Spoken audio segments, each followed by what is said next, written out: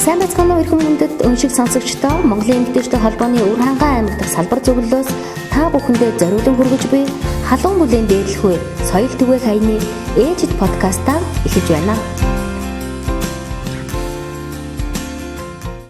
Энэ өдөр та бүхэндээ сэтгэлийн амар амгаланг дээдлэхүйн тухай өгүүлье.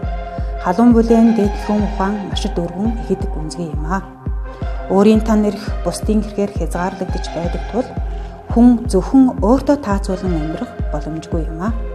Тиймдээ ч хүний хамгийн чухал анзааран тунгаах зүйл бол сайн муугийн цагт сэтгэлээ чилээж бодох бодол, жаргал зуулангийн алинд ч нэг л янзаар байж ухаанаа нь тэлж залж сурах явдал юм аа.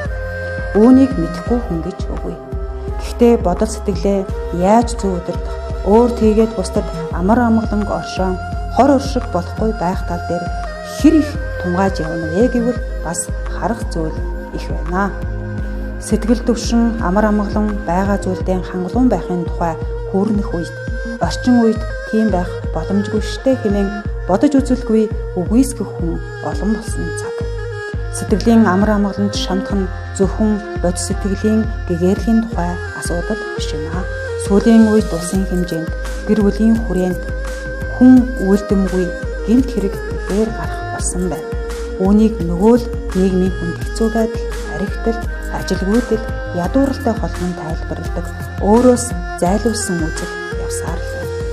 Тухайн цаг үе нийгэмд өөрийн бие, сэтгэл оюун бэлэг ухаанаа нийцүүлэн удирдах, хүн болон төрсөн амьдралын завшаан боломжоо ухаарах, ухаанд хүмүүний ёсыг сахих тухай тэр болгон хувь хүн хүндэхгүй байгаа нь туйлын харамсалтай. Төслийн маань анхны чачин араншингаа анзаархан нэрэлт ухаан юмсан хамтан маань хэрэгүү тунгалах сэтгэлийн тухай, үүсэх муу нөхцөл байдлаас өөрийн сэтгэлийг чөлөөлөх тухай нэгэнтээ сайн үгийг бидэнд дайсан байдаг. Иргэн нэг санаарай. Ураг удам хэлхэн саднаанд түшдэг Монгол хүний ууч сэтгэл, нүүдэлжин түмний тэнэр уудам тал шигээ, өргөн сэлгэр, уян зуулан саруул тунгалаг билээ. Айл хүний амь нэг, саахал дайлын санаа нэг, усыг нь уул, ёсыг нь дагах гээд түмэн дээлтэй төвшин амьдралын ухаалтай сургаалаар сэтгэлийн ариунаар хэрэгүү тунгалаг байх тухай чамд дадаж ирсэн арт түмэн.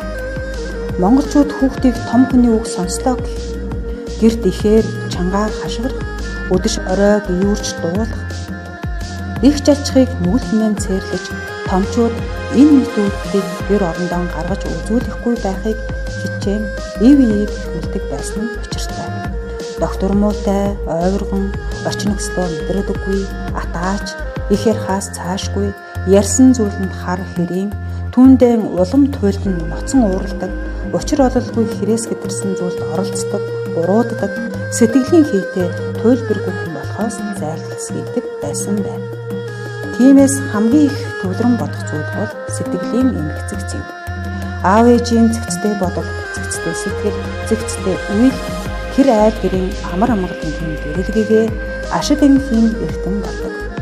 Энэ нь өнгөц нэгэн тус үзэгдэхтүүдийн сайхан туурдахгүй, учир тусыг шинжин анзаарч, мөн чанарыг нь танин хөдлөх, буруу замаар будаа гэж буцахтаа шороот хийх үү, зөв замаар буян тайж заяандаа жаргал үлдээх үү гэсэн бодол сэтгэлийн зэгц ухаанд сургаж, долоо хэмжиж, нэг огтлох ухаанаар урлагдан халуун сэтгэлийн галцуугаар хэмжигдэж ирсэн тулгт Монгол айлын өөдлөх үүд өнгөн юм аа.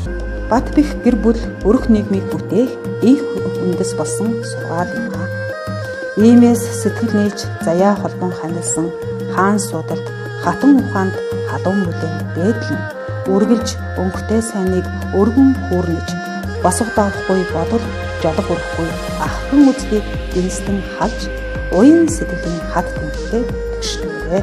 Монгол айл бүхний хойморт дөгшин инх бэлэг ухаан сэтгэлийн амар амгалан залрах болтугай.